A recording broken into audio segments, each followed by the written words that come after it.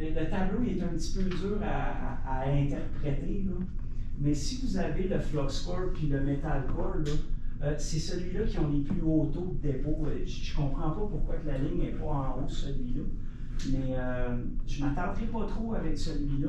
Mais c'est sûr que le FluxCore, si on compare grosseur par grosseur, on va avoir un meilleur taux de dépôt au FluxCore qu'au MIG. Okay? Parce qu'on peut monter vraiment les paramètres beaucoup plus, puis les vitesses de fil aussi. Okay? Le SMA, ce qui est un des inconvénients, pourquoi ça dépose loin, c'est un procédé qui est très lent. Vous y allez, puis vous gardez votre bain de fusion, puis vous ne pouvez pas aller plus vite que la baguette à fond.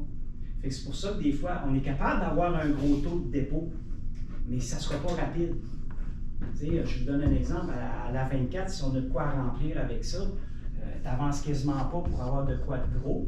Tandis qu'au FluxCore, en craquant tout ça, ou au MetalCore, on va être capable d'avoir de quoi qui a vraiment un gros taux de dépôt. C'est un gros avantage. Je suis un petit peu surpris que le MIG est à peu près là aussi. Mais bon, on va aller comme ça. Celui-là, il ne fonctionne plus, le MIG. La possibilité d'employer des fils de petit diamètre, un 16 et moins. Un 16, je trouve ça petit, moi je trouve ça gigantesque. C'est fou, c'est un 16 là, de grosseur de fil, c'est quand même assez gros. Facilite l'exécution de cordons dans toutes les positions, ce qui permet d'obtenir un rendement très élevé. Nous, ce qu'on utilise ici, c'est du 0,45. Vous autres, ça va du 52, des affaires de monde.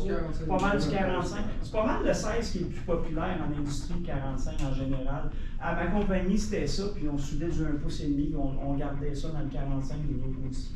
Fait que vous allez travailler avec celui-là exclusivement. On n'a pas d'autre chose de toute façon. C'est le plus populaire. Puis, en ayant un diamètre qui est plus petit, on a un meilleur contrôle sur le taux de déposition quand on fait des positions de soudage. Okay? Comme en vertical montant, là, si on a des grosses bobines, des affaires de même, c'est trop puissant pour que ça tienne, ça va faire des cordons de la mort. Fait que plus que les fils sont petits, mieux qu'on a un meilleur contrôle en position. Fait que c'est un des avantages aussi d'avoir un fil qui est un peu dans le milieu du range. Ça te permet de faire toute position puis vraiment épais, puis ça recharge quand même bien. C'est comme je vous dis, vous montez vos paramètres, vous montez votre fil, puis c'est ça qui va vous donner votre taux de déposition. Du 45 millième, quand tu as la machine au fond. Ça charge en 4 heures, ça. Ça remplit beaucoup. Je vais vous montrer après la pause au bureau quand on va remonter. J'ai un T qu'un élève a fait, c'était à l'horizontale celui-là, je pense. Vous allez voir, c'est une œuvre d'art. Il y a un beau balayage, on dirait que ça a été fait par un robot, puis c'est un de nos finissants de l'année passée qui l'a fait. Je vais vous amener le sample, je l'ai gardé.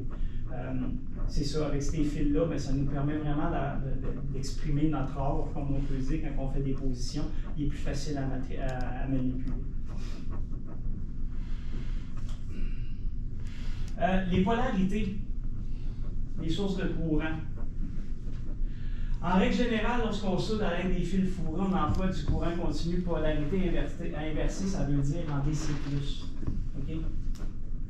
Ça va pour ça. En DC+, c'est la même affaire qu'au SMA. C'est le plus normalement. Exactement. Polarité inversée, les autres, c'est vraiment en DC+. Le seul qui est en DC-, c'est le TIG. Le TIG, il va avoir la puissance sur la plaque au lieu de l'avoir sur l'électrode. Puis nous autres, en DC+, on va avoir vraiment la puissance du courant au niveau de l'électrode ou du fil fourré. Et c'est vraiment, vu que c'est mince, le métal de base mince, si vous mettez la puissance sur l'électrode, ça va passer au travers. C'est pour ça que c'est le métal de base qui va driver votre bain de fusion en DC-. C'est à peu près ça. Je ne veux pas qu'on aille beaucoup plus loin à comprendre, c'est assez complexe. Il y a CCCP, CCCI, puis en AC, puis tout ça. On n'y va peut-être pas jusque-là. En AC, en alternant, en courant alterné en AC, vous allez voir ça beaucoup avec des électrodes au SMA. Il y en a qui sont créés, vous pouvez les utiliser en DC+, puis vous pouvez les avoir en courant alternatif. L'avantage de ces électrodes-là, si vous souffrez beaucoup de champ magnétique au SMA, il y en a-tu qui ont déjà eu ça? Champ magnétique, le bain de fusion, il est incontrôlable. Vous arrivez à la fin d'une pièce ou dans le coin d'une pièce, là, il se passe un phénomène avec Dieu puis le métal. Là. Le métal qui dit « moi, je ne vais pas là ». arrange-toi avec ton trou, va pas là. On dirait qu'il y a vraiment quelque chose qui souffle, qui envoie le métal partout, ça fait des grosses gouttes, puis ça chie vraiment. Excusez de dire le mot, là, mais c'est souvent sur la terminaison, quand on arrive à un point, ça arrive. L'avantage d'avoir un électrode qui va être capable d'aller en AC, le courant, ce qu'il fait, c'est qu'il va